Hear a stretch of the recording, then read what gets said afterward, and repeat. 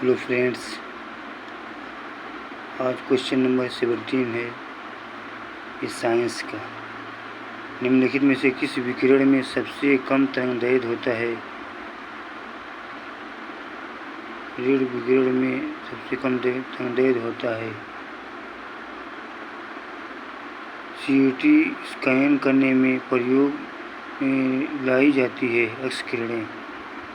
दो उत्तरोत्तर श्रृंग अथवा दो उत्तरोत्तर गर्त के बीच की दूरी को क्या कहते हैं?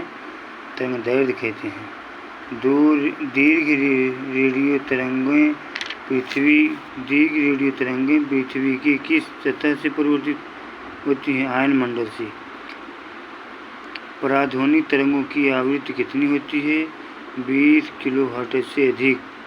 ध्वनि तरंगें निम्नलिखित में से किसमें से होकर नहीं गुजर सकती? निर्वात में रखा हुआ लकड़ी का खोखला पाइप। मनुष्य की श्रव्यता की सीमा क्या है? 20 से 20,000 हर्ट्ज़। सामान्य टीवी रिमोट कंट्रोल में उपयोग की जाने वाली तरंगें होती हैं अवरक्त किरणें।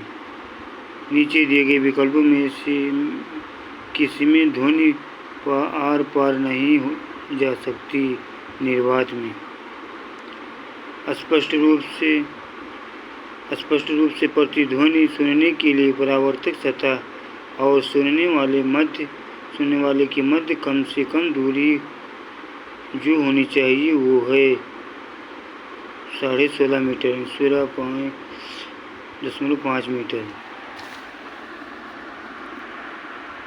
ध्वनि का वायु में वेग अनुमानतः होता है 330 मीटर प्रति सेकंड। वेग का मात्रा क्या होता है? मीटर पर सेकंड।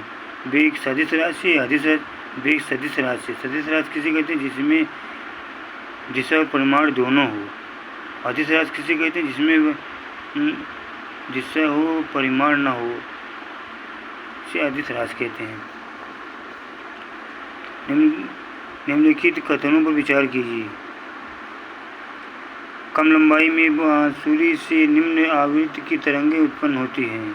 ध्वनि शैलों में से केवल अनुदैर्घ्य प्रत्यास्थ तरंगों के रूप में प्रगामी होती है।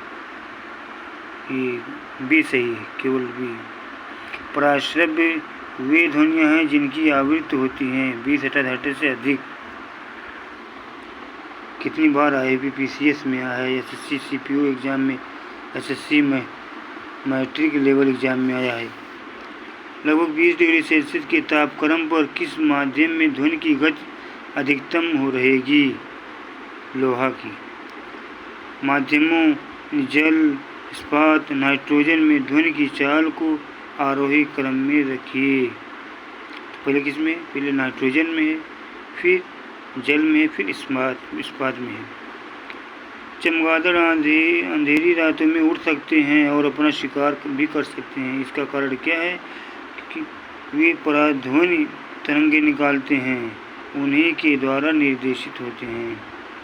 यदि VA, VW और VS क्रमशः वायु, जल तथा इस्पात में ध्वनि की गति होती है। सबसे ज़्यादा इस्पात में, फिर वाटर में, फिर एयर में।